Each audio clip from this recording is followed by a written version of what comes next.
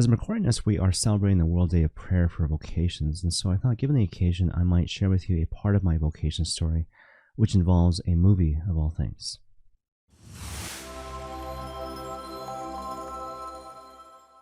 So as a matter of background, when I was in the seminary studying to be a Catholic priest, I found it really easy to forget that there's an end game, that the whole thing is conducing towards something, right? And so it's so easy to get caught up in the fact that you're taking classes and meeting with the guys, that the years pass by, and all of a sudden you realize that, gosh, I'm about to be ordained as a Catholic priest, and everything that implies, vow of celibacy and obedience and all those things. And so all of a sudden it just seemed to be that the final year kind of stuck up with me, and I had to make a decision, as a result of which I was feeling kind of anxious. And so what I did is what I typically did whenever I was feeling anxious and out of sorts in those days.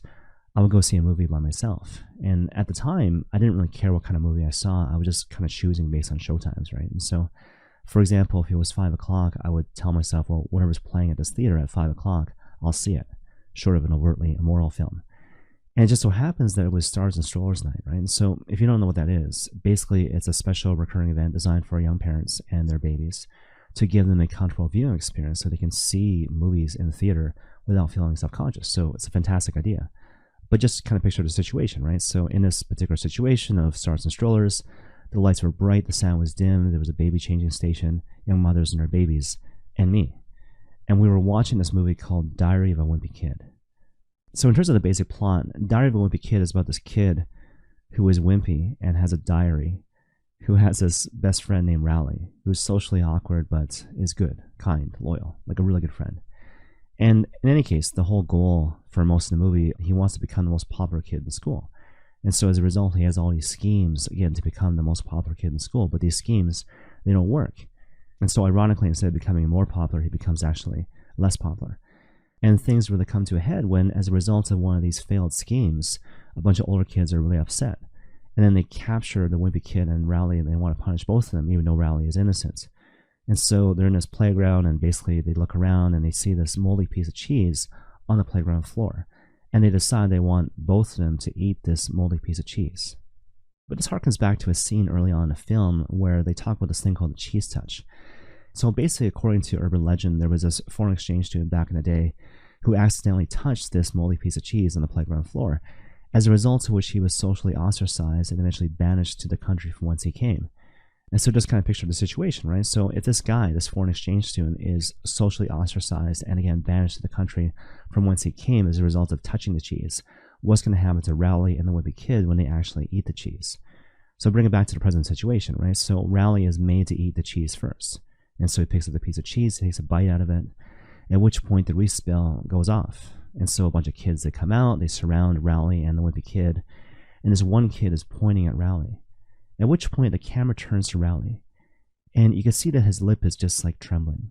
Like he's just so sad, he's so devastated because he knows. He knows in the very next moment he's going to be rejected and hated forever. But then all of a sudden the wimpy kid steps in and he says, I ate the cheese. And so everyone hates him, but then you can see that he has this big smile on his face because his friend is spared.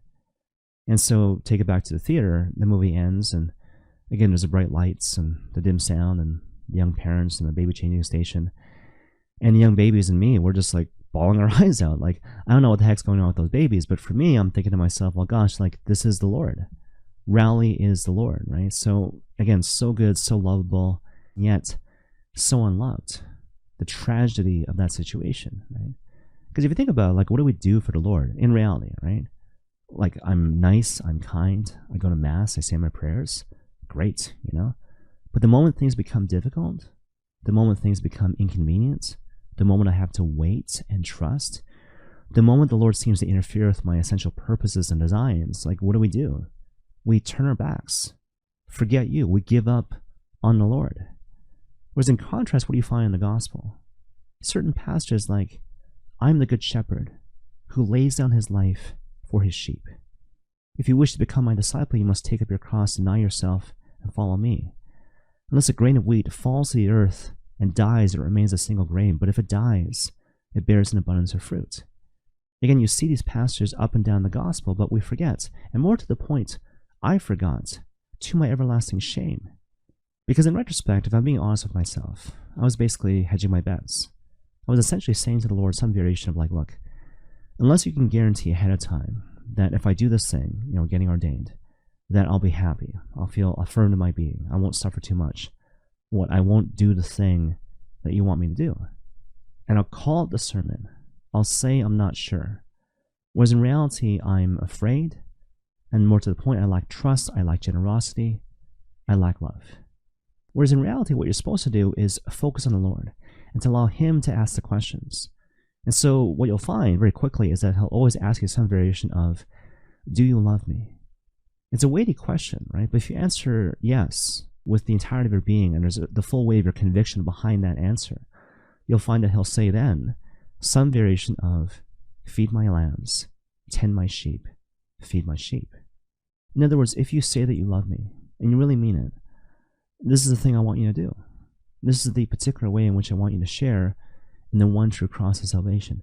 And even though it's scary, if you do this thing, if you correspond to my will in this particular regard, you will discover your vocation, your sense of mission, your sense of purpose, and in this, you will actually change the world. Okay, one final example just to kind of close off this story. So, shortly after I saw this movie, I was speaking to this guy who had mystical abilities.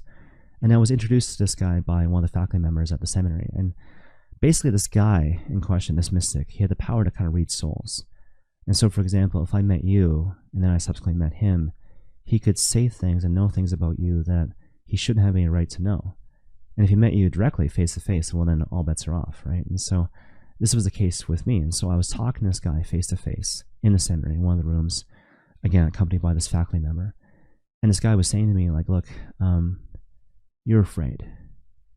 You're afraid of two things.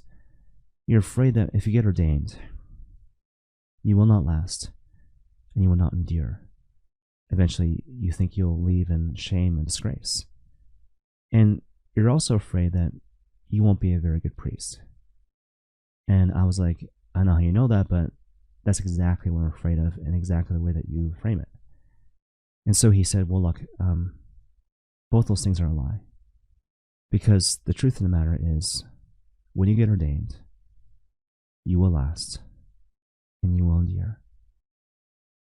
And you will be a very good priest. And because of Christ working through your priesthood, many, many people will not go to hell. And may God bless you all.